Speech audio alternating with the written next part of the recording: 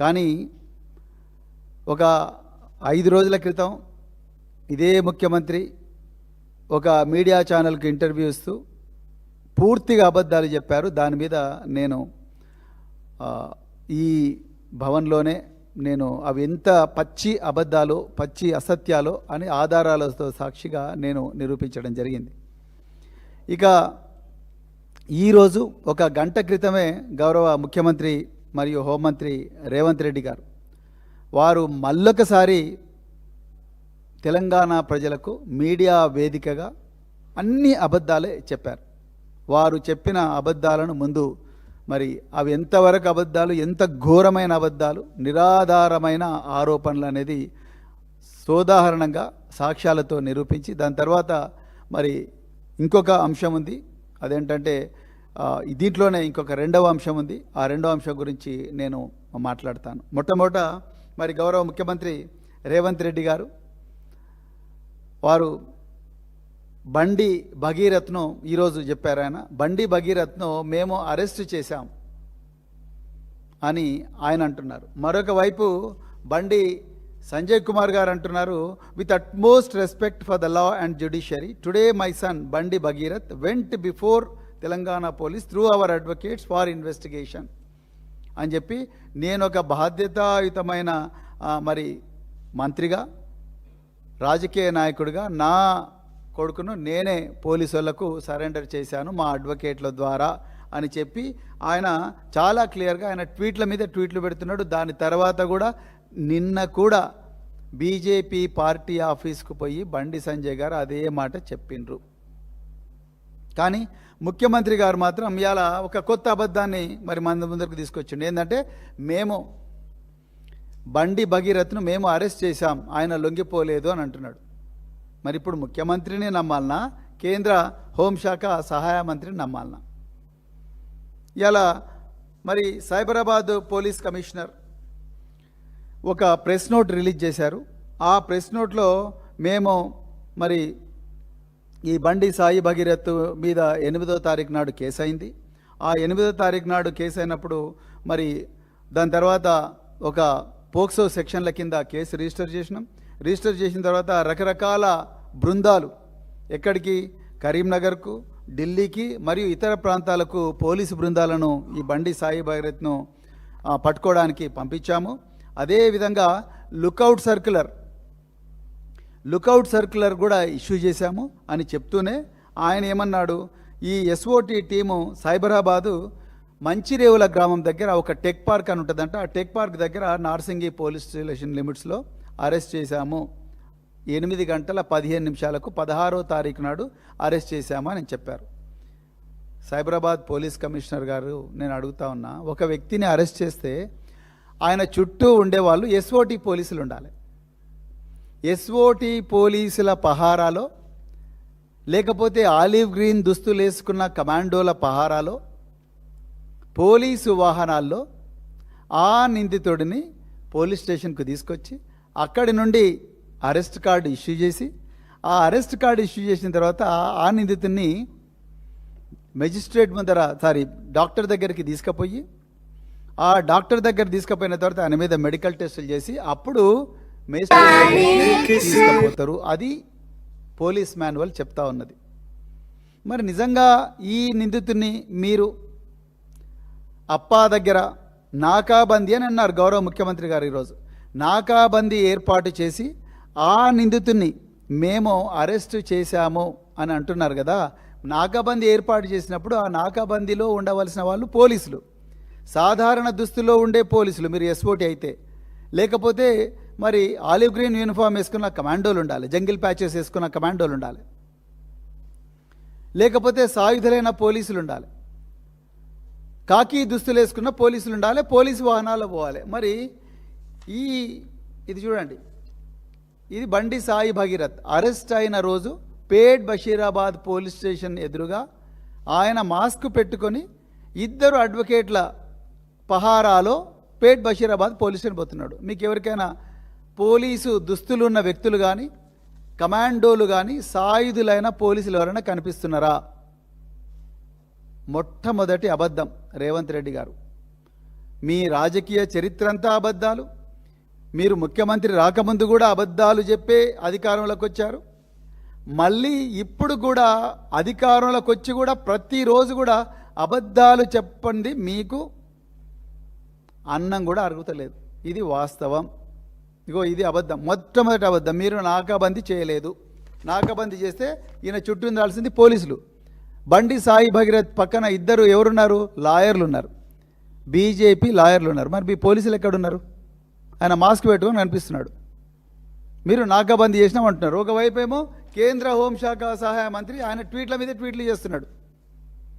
నేను నా కొడుకును నేనే అప్పగించిన పోలీసులకు అని చెప్తున్నారు. మీరేమో నాకాబందీ అంటున్నారు. ఎవరి చెవుల పూలు పెడుతున్నారు రేవంత్ రెడ్డి గారు? మీరు మళ్ళా నన్ను, కేటీఆర్ గారిని, మిగతా నాయకులను ఇష్టం వచ్చినట్టు మాట్లాడుతూ ఉన్నారు. కేటీఆర్ గారికి బండి సంజయ్కి ఏదైనా పంచాయతీ ఉంటే వాళ్ళు తేల్చుకోవాలి, కానీ ఇక్కడ అనవసరంగా ఈ మైనర్ బాలిక విషయంలో రాజకీయాలు ఎందుకు అంటారు. ఇక ప్రవీణ్ కుమార్కు ఆయన ఉద్యోగం పైన తహసీల్దార్ అంటున్నారు. అయ్యా, నా ఉద్యోగం పోలేదు రేవంత్ రెడ్డి గారు, నేనే ఉద్యోగం వదులుకున్నా మీలాంటి వాళ్ళ భర్తం పట్టనికే. ప్రజాక్షేత్రంలోకి వచ్చింది మీరు చేస్తున్న దుర్మార్గాలు, మీరు ప్రజల పట్ల వ్యవహరిస్తున్న తీరు, ప్రజల మీద చేస్తున్న అన్ని దౌర్జన్యాలు, ప్రజలకు చేస్తున్న అన్యాయం, మహిళలు మైనర్ బాలికలతో సహా ఇలాంటి వాళ్ళను మీ నుండి రక్షించనికే ఇవాళ మళ్ళీ మేము పోలీస్ అవతారం ఎత్తాల్సిన పరిస్థితి వచ్చింది. లేకపోతే రిటైర్ అయిన తర్వాత ఎవరు కూడా మళ్ళీ పోలీసు ఉద్యోగం జోలికి పోవాలని అనుకోరు రేవంత్ రెడ్డి గారు. ప్రశాంతంగా బతకాలనుకుంటారు. అయిపోయింది ఓ 25 సంవత్సరాలు చేసినా విధాలనుకుంటారు. మీరు మళ్ళీ అదే మాట అంటారు. ఆయన మళ్ళీ ఇన్వెస్టిగేషన్ చేయాలని చూస్తున్నాడు. నేను ఇన్వెస్టిగేషన్ చేయాలని నేను ఎప్పుడు అనుకోలేదు. కానీ మీరు ఇన్వెస్టిగేషన్ చేయనందువల్లనే, మీరు ప్రజలకు న్యాయం చేయకపోవడం వల్లనే, మీరు హోంమంత్రిగా ఉండి పోలీస్ స్టేషన్కి వచ్చిన మైనర్ బాలికలు వాళ్ళ తల్లిదండ్రులకు మీరు న్యాయం చేయలేకపోవడం వల్లనే ఈరోజు మేము ప్రజల తరపున మళ్ళొకసారి పోలీసులకు వాళ్ళ బాధ్యత గుర్తు చేసే పని మాత్రమే చేస్తున్నాం. అంతే తప్ప మీలాగా అబద్ధాలు చెప్పే పని మేము చేయము. ఇక రెండవది, రేవంత్ రెడ్డి గారు ఇంకో మాట అన్నారు. అప్పా జంక్షన్లో నాకాబందీ అన్నారు. మరి నాకాబందీ అంటే నాకాబందీ బందోబస్తు స్కీమ్ ప్రజల ముందర పెట్టు కదా, సెటిలైట్ ఇమేజ్లు పెట్టు. మరి ఎన్ని రోజులు నాకాబందీ చేసిండ్రు మీరు? ఎన్ని రోజులు నాకాబందీ చేసిండ్రు? నేను కూడా అదే ప్రాంతంలో నివసిస్తా. మరి నాకు ఎప్పుడు కూడా నేను నార్సింగి పోలీస్ స్టేషన్ పరిధిలోనే నివసిస్తా. నాకైతే ఒక్కరోజు కూడా నాకాబందీ కనిపించలేదు. మరి 16వ తారీఖు నాడు సాయంత్రం మాత్రం మీకు నాకాబందీ చేసే పరిస్థితి వచ్చింది. మరి బండి భగీరథ్ వచ్చి డైరెక్ట్ మీ వలలోనే పడిపోయాడు. మళ్ళీ పూలు పెడుతున్నారు మీరు తెలంగాణ ప్రజల చెవులలో. ఇక మూడవది, మీరు బాధితురాలి పేరు బయట పెట్టింది బీఆర్ఎస్ పార్టీ వాళ్ళే అంటున్నారు. ఇంతకన్నా ఘోరమైన నీచమైన అబద్ధం ఇంకోటి ఉండదు రేవంత్ రెడ్డి గారు. మీరు ముఖ్యమంత్రి హోదాలో ఉండి ఆ విధంగా మాట్లాడుతున్నారంటే ఇక మీ వ్యక్తిత్వం ఏందో మీరే పరీక్షించుకోండి. ఎవరండి బయటపెట్టింది బాధితురాలి పేరు? ఎవరు బయటపెట్టిండ్రు? బీజేపీ వాళ్ళు బయటపెట్టిండ్రు. అసలు బాధితురాలు పేరు ఏంటి అనేది ఎవరు బయటికి తీసుకొచ్చిండ్రు? కరీంనగర్ 2 టౌన్ పోలీస్ స్టేషన్లో ఈ అమ్మాయికి వ్యతిరేకంగా మీ కింద పనిచేస్తున్న కరీంనగర్ పోలీసులు మే 8వ తారీఖు సాయంత్రం 5:30 గంటలకు వీళ్ళు మాకు ఎఫ్ఐఆర్ చేయండి అని పేట్ బషీరాబాద్కి వస్తే ఉల్టా మీరు కరీంనగర్లో వీళ్ళని భయపెట్టించడానికి ఒక కేసు రిజిస్టర్ చేశారు. అది కూడా ఈ నిందితుడు బండి సాయి భగీరథ్ అక్కడికి పోకుండా ఎవరినో పంపిస్తే కేసు రిజిస్టర్ చేశారు. అందులో ఈ అమ్మాయి పేరు, ఈ అమ్మాయి తల్లి పేరు, ఈ అమ్మాయి తండ్రి పేరు రాసి బీజేపీ వాళ్ళు దీన్ని బయటపెట్టినరు. ఒక్క రోజైనా బీఆర్ఎస్ పార్టీ ఆ అమ్మాయి పేరు తీసిందా? మీ పోలీసు వాళ్ళందరినీ పెట్టండి, మీ సైబర్ సెక్యూరిటీ బ్యూరో వాళ్ళని పెట్టండి. ఈరోజు సోషల్ మీడియా హ్యాండిల్స్లో అన్నీ చూస్తున్నారు కదా మీరు సైబర్ సెక్యూరిటీ బ్యూరో వాళ్ళని పెట్టి చూడండి. బీఆర్ఎస్ వాళ్ళు కానీ, బీఆర్ఎస్ సోషల్ మీడియా హ్యాండిల్స్ కానీ, లేకపోతే బీఆర్ఎస్ తెలంగాణ భవన్లో ఎప్పుడన్నా కూడా మేము పెట్టిన ప్రెస్ కాన్ఫరెన్సుల్లో కానీ, మేము ఇక్కడ వీలుగానప్పుడు తీసిన వీడియోలు కానీ ఎక్కడైనా ఒక్క చోటైనా అమ్మాయి పేరు బయట పెట్టినామా? పెట్టలేదు. మీ సహకారంతో బీజేపీ నాయకులు, బండి సంజయ్ అనుచరులు, బీజేపీ ఐటీ సెల్ వాళ్ళు పొద్దున లేచినప్పటి నుంచి రాత్రి వరకు ఇప్పటికి కూడా ఆ అమ్మాయి మీద, ఆ అమ్మాయి పేరు బయట పెట్టడం, ఆ అమ్మాయి మీద వీడియోలన్నీ కూడా సోషల్ మీడియాలో సర్క్యులేట్ చేయడం అది మీరు పెట్టారు. మీ సహకారంతో వీళ్ళు పెట్టిండ్రు, బీజేపీ వాళ్ళు పెట్టిండ్రు. మళ్ళీ మీరు బీఆర్ఎస్ వాళ్ళని అంటున్నారు. నిజంగా ఈ కేసులో తెలంగాణ ప్రజలందరికీ కూడా తెలుసు ఏ పార్టీ ఈ అమ్మాయి, ఈ మైనర్ బాలిక వైపు నిలబడ్డది, ఏ రెండు పార్టీలు భగీరథ్ వైపు నిలబడ్డవి అనేది తెలంగాణ పిల్లలందరూ కూడా చాలా క్లియర్గా అర్థమైంది. ఇలా మీ ఎంపీ, మీ అనుచరుడైన మీ కాంగ్రెస్ ఎంపీ మల్లు రవి ఏమంటున్నాడు? బండి సంజయ్ మీద లేని సానుభూతి కుమ్మరిచ్చి మాట్లాడుతున్నాడు ఆయన. మీ కాంగ్రెస్ పార్టీ సంస్కృతి అది. మీ గాంధీ భవన్లో కూర్చొని ఒక మైనర్ బాలికను మల్టిపుల్ టైమ్స్ అత్యాచారం చేసిన ఒక దుండగుడికి సానుభూతిగా ఈరోజు మీ నాగర్ కర్నూలు ఎంపీ మల్లు రవి గారు మాట్లాడుతూ ఉన్నారు. ఇది మీ సంస్కృతి, మీరు రాజకీయం చేస్తున్నారు. ఇంకోవైపు పైడి రాకేష్ రెడ్డి ఆర్మూరు ఎమ్మెల్యే, ఆయన ఇది ఈ మైనర్ బాలిక మీద అత్యాచారం అనే విషయం కానీ, లేకపోతే ఈ పోక్సో కేసు వ్యవహారం కానీ, ఇదంతా కూడా బావా మరదళ్ళ లాంటి సంబంధం అని చెప్పేసి పైడి రాకేష్ రెడ్డి గారు అంటున్నారు. ఇది మీ సంస్కృతి, ఇది మీరు నేర్చుకున్న సంస్కృతి, మీకుండే అలవాట్లు, మీకుండే సభ్యత, మీకుండే సంస్కారం, మహిళలు చిన్నారి పిల్లల పట్ల మీకుండే గౌరవం, మీ చులకన భావం మీరు మాట్లాడే మాటల్లోనే తెలుస్తున్నది. బీఆర్ఎస్ నాయకులు ఎవ్వరు కూడా నోరు జారలేదు. బీఆర్ఎస్ నాయకులు ఈ మైనర్ బాలిక కోసం రాత్రనక పగలనక ప్రతి గ్రామంలో, ప్రతి నియోజకవర్గంలో కూడా రోడ్డెక్కి ఎర్రటి ఎండలు కూడా పోరాడుతూ ఉన్నారు. ఒక్కరోజైనా మీ బీజేపీ మహిళా నాయకురాలు మాట్లాడినరా? ఒక్కరోజైనా మీ కాంగ్రెసు నాయకులు రోడ్డెక్కినరా వీళ్లకు న్యాయం జరగాలని? మీ గాంధీ భవన్ బీజేపీ ఆఫీస్ ఎదురుగానే ఉంటుంది కదా. ఒక్కరోజైనా మీ యూత్ కాంగ్రెస్ వాళ్ళు కానీ, మీ మహిళా కాంగ్రెస్ వాళ్ళు కానీ అక్కడ రోజు దందలు చేసి దళారీ పని చేసే మీ నాయకులందరూ కూడా గాంధీ భవన్ నుంచి రోడ్డు దాటి బీజేపీ ఆఫీస్ పోయినరా రేవంత్ రెడ్డి గారు? మీకు మా గురించి మాట్లాడే అర్హత ఒక్క నిమిషం కూడా లేదని ఈ సందర్భంగా నేను చెప్తా ఉన్నా. ఇక మూడవది మీరేమంటున్నారు? మరి పోక్సో కేసు చాలా సెన్సిటివ్ కాబట్టి నేను మాట్లాడతలేను. కేటీఆర్ గారు ఎందుకు మాట్లాడుతూ ఉన్నారు? కేటీఆర్ గారు ఎప్పుడు కూడా దీని గురించి మాకు డైరెక్షన్ ఇచ్చారు. కేటీఆర్ గారు, కేసీఆర్ గారు మైనర్ బాలికకు జరిగిన అన్యాయాన్ని మనం నిజాలను ముందర పెట్టే ప్రశ్నించాలి, అంతే తప్ప రాజకీయాలు చేయకూడదు. మేము ఎక్కడ కూడా రాజకీయాలు చేయలేము. మేము ప్రతి చోట కూడా ఇలాంటి ఎఫ్ఐఆర్లు ముందర పెట్టుకొనే మాట్లాడుతున్నాం. మేము మీలాగా అబద్ధాలు చెప్పడం, పంచులు ఇవ్వడం ఇవన్నీ మేము చేయడం లేదు. మా అగ్రనాయకత్వం మాకు చాలా క్లియర్గా చెప్పింది, నిజాలు ఉంటేనే మాట్లాడాలి. కరీంనగర్లో బండి సాయి భగీరథ్ ఎఫ్ఐఆర్ తీసుకొని పేట్ బషీరాబాద్లో ఆ తల్లి ఇచ్చిన కంప్లైంట్ కాపీ ఆమె మాకిస్తే ఆ కంప్లైంట్ కాపీని ముందర పెట్టుకొనే మాట్లాడినాం. మీరు బయటికి సమాచారం పొక్కనివ్వకుండా బండి సంజయ్ని, బండి సాయి భగీరథ్ను కాపాడాలని శతవిధాలా ప్రయత్నం చేస్తున్నా సోషల్ మీడియాలో వస్తున్న సమాచారాన్ని నిర్ధారించుకొని దాని తర్వాతనే ఈ ప్రెస్ మీట్కు వచ్చింది బీఆర్ఎస్ పార్టీ. మా నాయకులు కేసీఆర్ గారు, కేటీఆర్ గారు మాకు నేర్పించింది ఇదే. ఈ విషయంలో కూడా మీలాగా మేము పచ్చి అబద్ధాలు చెప్పలేదు. అక్కడ నిందితుడు లొంగిపోతే మీరు నాకాబందీ అని అంటున్నారు. ఎవరికి నేర్పిస్తున్నారు నాకాబందీ? మాకు తెలియదా? మేము పోలీసు ఉద్యోగాలు చేయలేదా నాకాబందీ? బందోబస్తు ప్లాన్ చూపించండి. ఎంతమంది ఆఫీసర్లు అనేసిండ్రు? పచ్చి అబద్ధం చెప్పినావు కదా రేవంత్ రెడ్డి. మీరు ప్రధానమంత్రి నరేంద్ర మోడీకి రాష్ట్ర పోలీసులందరూ కూడా ఆయన బందోబస్తులో ఉండగా 10,000 మంది పోలీసులు తీయండి, 10,000 మంది పోలీసుల లిస్టు, మీ బందోబస్తు ప్లాన్ చూపించండి. పేట్ బషీరాబాద్ డీసీపీ ఎక్కడున్నారు ఆ రోజు? పేట్ బషీరాబాద్ ఇన్స్పెక్టర్ ఎక్కడున్నారు?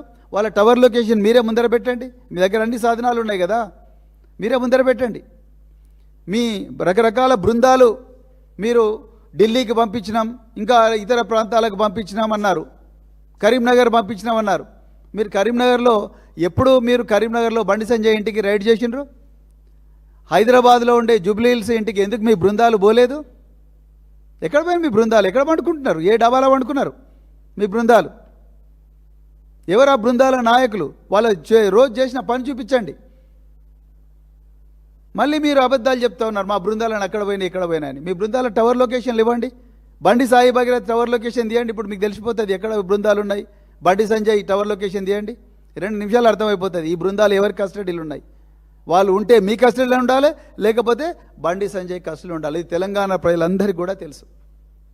అందుకొరకే మీరు మే 15వ తారీఖు నాడు వేటి న్యూస్ వాళ్ళు పెట్టిన కాంక్లేవ్లో మీరు నిస్సహాయంగా ఒక రాష్ట్ర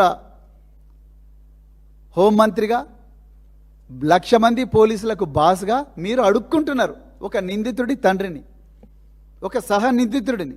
బండి సంజయ్ ఏ విధంగా సహనిందితుడిది ఇప్పుడు నేను చెప్తా. ఒక సహనిందితుడిని, ఒక నిందితుడి తండ్రిని మీరు నిస్సహాయంగా అడుక్కుంటున్నారు, కాళ్ళ మీద పడి ప్రాధేయపడుతున్నారు. దయచేసి సరెండర్ చెయ్యి, నువ్వే ఇవ్వాలంటావు, మళ్ళీ ఇవ్వాలి నువ్వే నాగాబందీలో దొరికిండు అంటున్నావు, నువ్వే సరెండర్ చేయమంటావు, అడుక్కుంటున్నావు, మళ్ళీ మీరే నాగాబందీలో దొరికిండు అంటున్నారు. ఇవన్నీ ప్రశ్నిస్తేనేమో మళ్ళీ నువ్వు పోలీసు ఉద్యోగం చేస్తావని మళ్ళీ నన్ను అంటున్నావు. మరి ఇన్ని అబద్ధాలు ఎందుకు చెప్పాలి? అదేవిధంగా మరి మీరు ఇలా తెలంగాణ ప్రజలకు ఇంకొక మాట కూడా అన్నారు, ఈరోజు ఇంకొక మాట అన్నారు. మరి తెలంగాణలో మైనర్ బాలిక మీద అత్యాచారం జరిగితే ప్రతిపక్ష నేత కేసీఆర్ గారు మాట్లాడారా అని అడిగారు మీరు. అయ్యా రేవంత్ రెడ్డి గారు, నేను ఒక్కటే మాట చెప్తా. మేము పార్టీలో ఒక జనరల్ సెక్రటరీ స్థాయిలో ఇన్ని నిజాలు తీసుకొచ్చి, కేసీఆర్ గారి ఆదేశాల మేరకు ఇన్ని నిజాలు తీసుకొచ్చి ప్రజల ముందర పెడితేనే నువ్వు మతి భ్రమించి మాట్లాడుతూ ఉన్నావు. ఇక కేసీఆర్ గారు దీని మీద మాట్లాడడం మొదలుపెట్టినట్టే నీ మైండ్ బ్లాక్ అయిపోతుంది. ఇక మీరు ముఖ్యమంత్రి కార్యాలయానికి రాలేరు, ఇక ప్రజలు పూర్తిగా ఏవయించుకుంటారు, మొత్తం కూడా కథమైపోతారు. మాకే నువ్వు మేము మాట్లాడే మాటలకే తట్టుకోలేకపోతున్నావు, మేము ముందర పెట్టే నిజాలకే మీరు తట్టుకోలేకపోతున్నారు.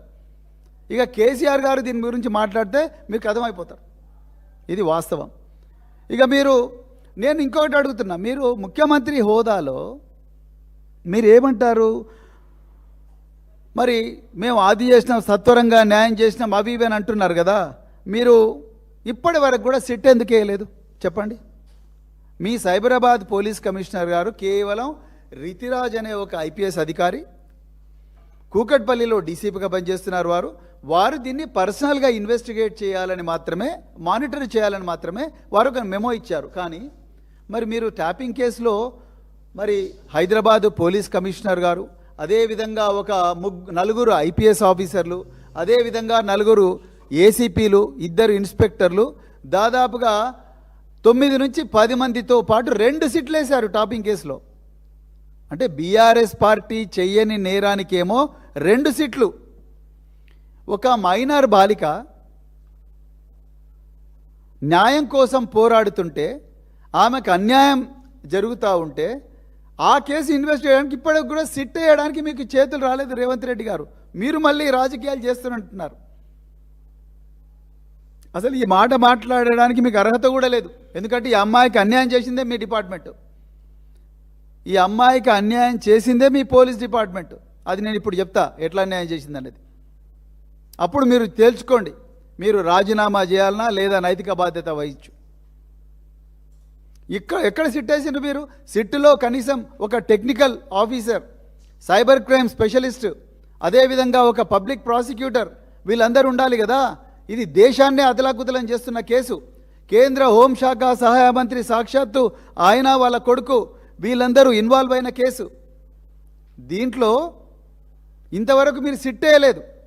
మీరు వచ్చి పత్రికల ముందర ఈరోజు కేటీఆర్ మీద లేకపోతే కేసీఆర్ గారి మీద వీళ్ళందరి మీద మీరు మాట్లాడుతూ ఉన్నారు. ఏ అర్హత ఉన్నది మీకు? మీరే న్యాయం చేయనప్పుడు. ఇకపోతే మరి ఈరోజు ఇంకొక విషయం నేను తెలంగాణ ప్రజల దృష్టికి తీసుకురావాలని అనుకుంటా ఉన్నా. ఇప్పటి వరకు బండి సాయి భగీరథ్ మే 16వ తారీఖు నాడు అరెస్ట్ అయ్యారు. మరి ఆయన ఈరోజు 21వ తారీఖు. ఇంతవరకు మరి బండి సాయి భగీరథ్ గారిని మరి ఆయనను చెర్లపల్లి జైలు నుంచి పోలీసు కస్టడీకి సైబరాబాద్ పోలీసులు కోరలేదు.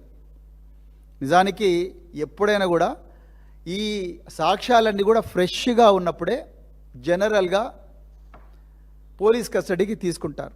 ఇంకా టైం ఉంది పోలీస్ కస్టడీకి, ఎందుకంటే 15 రోజుల లోపల ఎప్పుడైనా తీసుకోవచ్చు. 60 రోజుల లోపల ఎప్పుడైనా పోలీస్ కస్టడీకి తీసుకోవచ్చు. కానీ 15 రోజుల కన్నా ఎక్కువగా పోలీస్ కస్టడీకి ఇవ్వరు, ఏ న్యాయ వ్యవస్థ కూడా ఇవ్వదు. కానీ మీరు ఎప్పుడు పోలీస్ కస్టడీకి తీసుకుంటారనేది అందరూ 1000 కళ్ళతో ఎదురు చూస్తున్నారు. కానీ ఇప్పుడు మీరు చేస్తున్న కామెంట్స్, మీ ఎంపీలు చేస్తున్న కామెంట్స్, అదేవిధంగా బీజేపీ నాయకులు, మరి ముఖ్యంగా పైడి రాకేష్ రెడ్డి లాంటి వాళ్ళు, అదేవిధంగా బండి సంజయ్ గారు మళ్ళీ మీడియాకు వచ్చి చేస్తున్న కామెంట్స్, ఆ కుటుంబాన్ని బెదిరిస్తున్న తీరు చూస్తే మాత్రం ఈ కేసులో ఈ అమ్మాయికి న్యాయం జరుగుతున్న నమ్మకం రోజుకు సన్నగిల్లుతున్నది. వేరే కేసుల్లో అయితే ప్రతిరోజు కూడా రన్నింగ్ కామెంటరీ లాగా ప్రెస్కు లీకులు ఇచ్చే మీరు, అదేవిధంగా ప్రెస్ మీట్లు పెట్టే మీ ఆఫీసర్లు, ఈ కేసులో మాత్రం ఎవరు కూడా ఒక్క ప్రెస్ మీట్ కూడా పెట్టడం లేదు. అంటే నిజాలను ప్రజల నుంచి దాస్తా ఉన్నారు. ఇవాళ నిందితుడికి 9 రోజుల టైం ఇచ్చిండ్రు రేవంత్ రెడ్డి గారు. మీరు 1 కాదు 2 కాదు 9 రోజుల టైం ఇచ్చిండ్రు. ఆయన ఈ చూపించిన మొబైల్ ఫోన్, అది మీడియాలో వచ్చిన మొబైల్ ఫోనే, మేము చూసింది మీడియాలో వచ్చిందే, ఎందుకంటే మీ పోలీస్ అధికారులు ఏం చెప్పడం లేదు. ఆయన మీకు సరెండర్ చేసిన మొబైల్ ఫోన్, ఆ మొబైల్ ఫోన్ ఆయనది కాదు అని బాధితురాలు వాళ్ళ కుటుంబం అంటా ఉన్నారు. దానికి మీ ఆన్సర్ ఏంటి? దాంట్లో సిమ్ కార్డు లేదు అని ఇంకొక న్యూస్ వచ్చింది, దానికి మీ ఆన్సర్ ఏంటి? మీరు ఏం చెప్తారు దానికి? ఇక రెండవది, పేట్ బషీరాబాద్లో అతి కష్టం మీద ఆ బాధిత కుటుంబం ఒక ఎఫ్ఐఆర్ రిజిస్టర్ చేశారు. వాళ్ళు కంప్లైంట్ చేయంగా అందులో అక్యూజ్డ్ కాలంలో, నిందితుల కాలంలో కేవలం బండి భగీరథ్ అంటే బి భగీరథ్ అండ్ అదర్స్ అని పెట్టిండ్రు. ఆ అదర్స్ ఎవరు? రేవంత్ రెడ్డి గారు మీరు చెప్పండి. మరి మేము మాట్లాడుతున్నామో మీరు పోలీసు ఉద్యోగం చేయొద్దు, ఉద్యోగం పైన తహసీల్దార్ అంటున్నావు కదా, మరి మీరు చెప్పండి. అక్యూజ్డ్ కాలంలో 7th కాలంలో బండి భగీరథ్ అనే రాశారు. మరి అదర్స్ అంటే ఎవరు? బండి భగీరథ్ అండ్ అదర్స్ అంటే ఎవరు? బండి సంజయ్ కాదా? సంగప్ప కాదా? శ్రీరామ్ కాదా? ఇంకా బండి భగీరథ్తో తిరిగిన వ్యక్తులు కాదా? ఈరోజు ఆ అమ్మాయి, ఆ మైనర్ బాలిక బండి భగీరథ్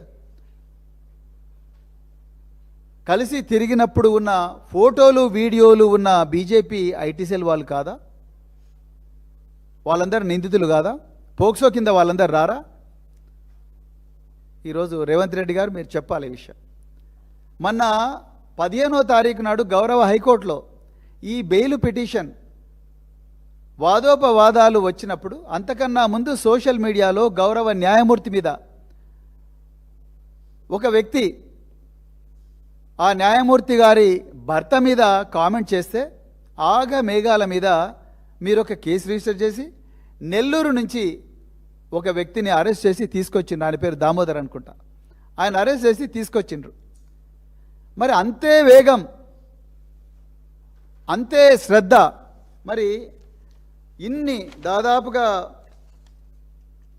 ఎన్ని social media handles, BJP social media handles, ఉదాహరణకు చదువుతాను నేను. శ్రీకృష్ణదేవరెడ్డి, హైందవ శక్తి ప్రసాద్, రవికుమార్ గౌడ్ బీజేపీ, అదేవిధంగా చోటు విష్ణుబాయ్, ఎస్ఎస్ లక్ష్మి జర్నలిస్టు, జలేందర్ బండి, విష్ణు బూరా, రాజు బాయ్, మధు పటేల్, సుధాకర్ హిందూ, తర్వాత ఓరుగంటి సత్యం గౌడ్, అదేవిధంగా భార్గవ జనసేన, బీజేపీ అకుల్ జూకంటి, అదేవిధంగా ఇంకా ఎన్నో హ్యాండిల్స్ నుంచి రాజ్ కుమార్ బీజేపీ, వీర రాఘవ హిందూ, అట్లా రకరకాల బీజేపీ విజయ్ బాబు, తెలంగాణ మీమ్స్ 2025, ఇంకా మహా న్యూస్ గురించి అయితే నేను చెప్పనవసరం లేదు.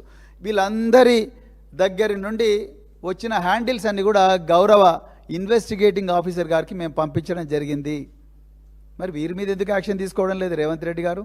మీరు ఇంత పౌరుషంగా మాట్లాడుతున్నారు కదా, పచ్చి అబద్ధాలు పత్రికల ముందర. మరి వీటి మీద ఎందుకు యాక్షన్ తీసుకోవడం లేదు? మరి ఆ దామోదర్ని పట్టుకొచ్చింది నెల్లూరు నుంచి, మరి వీళ్ళని ఎప్పుడు పట్టుకొస్తారు?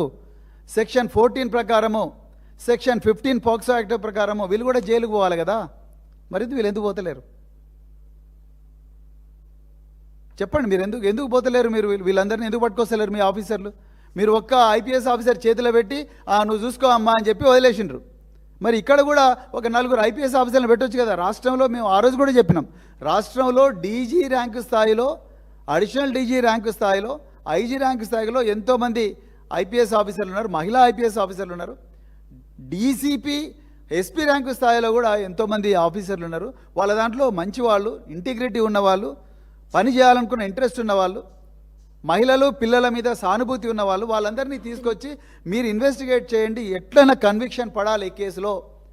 అట్లనే సైబర్ క్రైమ్ నుంచి ఒక 2-3 ఆఫీసర్లు, ప్రాసిక్యూషన్ నుంచి 2-3 ఆఫీసర్లు పెట్టి మీ డీజీపీ గారో లేకపోతే మీరే ఒక జీవో ఇవ్వచ్చు కదా, ఈ ట్యాపింగ్ కేసులో ఇచ్చినట్టుగా.